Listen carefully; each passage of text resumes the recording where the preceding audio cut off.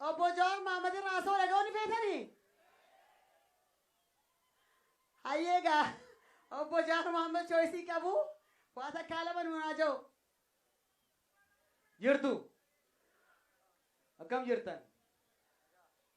It's so wonderful to be back. Dirree tana guddanne.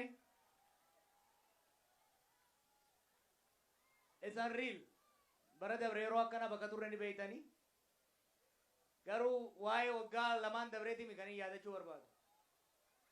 Waggoota 26 dabra kana keessatti Osfana was a place where we cherish Oromummaa.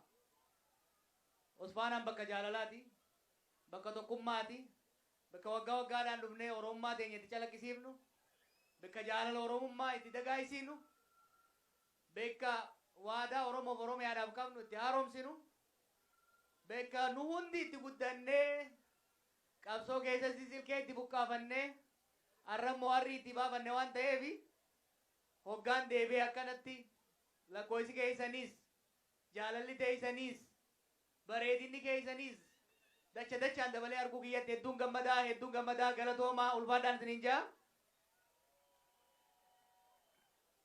Pirezidaantii cimtuu qabdanii pirezidaantii Maagii fi Kooreenisii boordiinsii Osfaanaa sadarkaa addatti sadarkaa guddaatti waan ceesaniif hedduu ittiin boonuu qabdanii gara fuulduraas kana daran cimtanii akka deemtan abdiin qaba.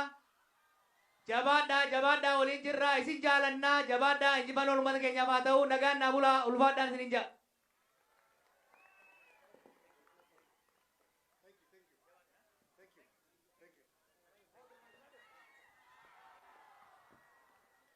Egaan daawwattoota keenya Jawaar Mohammed dirree kanatti argamuudhaan haasaa muraasaa inni taasisaniin kan inni dabre jechuudha. Haasaa isaa taasisee xumuruttiin deemuttiin kan inni jiru jechuudha.